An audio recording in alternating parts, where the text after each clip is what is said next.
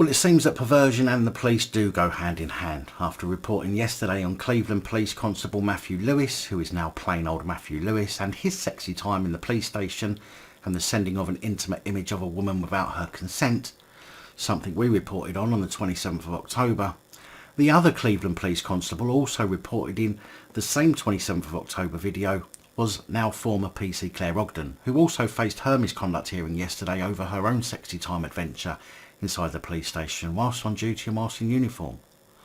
Although in this case it wasn't her having sexy time with another person, this time she was performing a solo act and recording it allegedly for her partner. Now, whilst I don't have an issue with consenting adults engaging in sending saucy images and videos of themselves, there is obviously a time and a place. And while you're supposed to be carrying out your duties as a police constable, as in protecting and serving the public and preventing and investigating crime, it's certainly not one of those times, in my opinion, although I'm sure some people would disagree and say that they have as much right to do the same as the rest of us who are in other employment. I simply don't agree that filming yourself engaged in solo sexy time whilst you're on duty is the best use of police time. After work in uniform, fine, I've no issue with that. Some people get off on a uniform, and if you're not supposed to be doing police work at the time, then I don't see any issue, but come on, not whilst at work.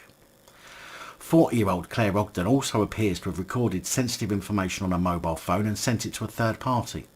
But yesterday at a misconduct hearing, she denied that it amounted to gross misconduct. In fact, investigators found 72 photographs and 5 videos of confidential police information on her phone, including images of evidence bags and police computer screens. She says because she found them funny. However, one of the images sent by Ogden included the personal details of a registered sex offender, along with 2 photos. Now, to be fair, I couldn't care less about that type of criminal being exposed, so I'm not going to slate her for that specific thing, and I'll say that it's about time somebody left a USB drive or CD on a train with a list of every known pedo in the country.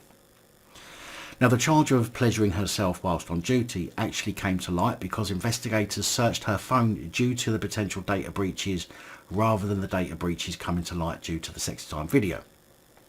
In fact, police found 3 personal videos on her mobile phone, although Ogden claimed that only one of them was sexual.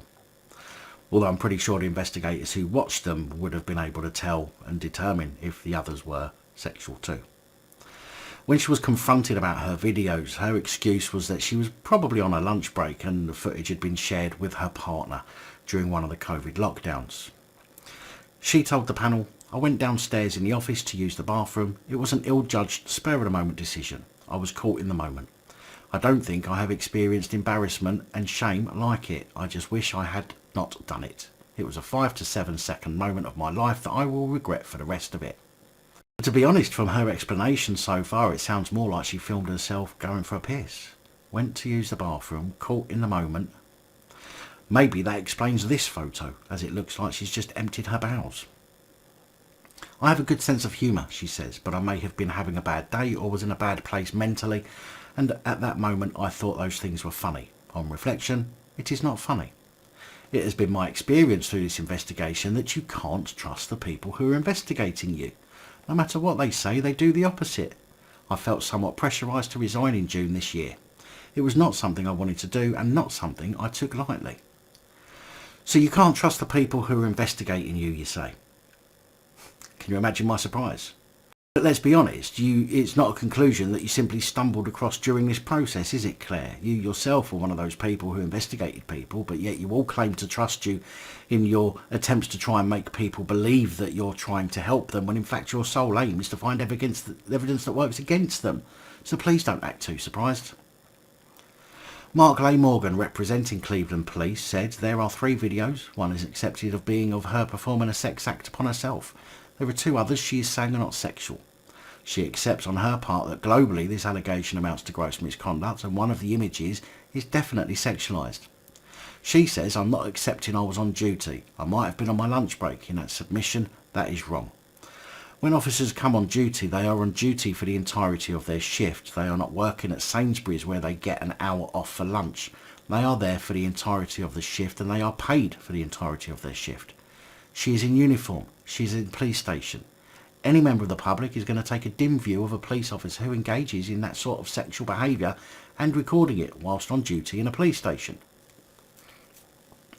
The claims that the video was sent during COVID were blasted as irrelevant by Leigh Morgan, adding that it would not be the first time in police disciplinaries that a relationship has broken down and material exchanged when everything was fine, that when the relationship has broken down has been disseminated to others.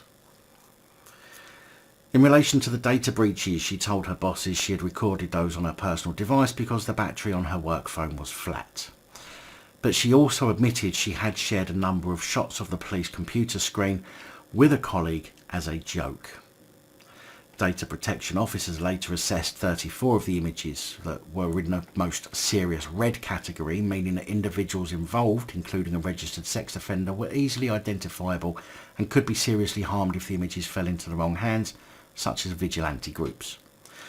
Now, while trying to find out the outcome of the hearing, although I'm not sure if it's ending today or if it's still ongoing, when I typed her name into the search engine, it was funny to see that Google suggested Clare Ogden video before I'd even finished typing Clare Ogden, which means that people are searching for that video online. I mean, if you weren't embarrassed before, you've got to be now. Anyway, I will keep checking for updates today and I'll bring them to you when I get them.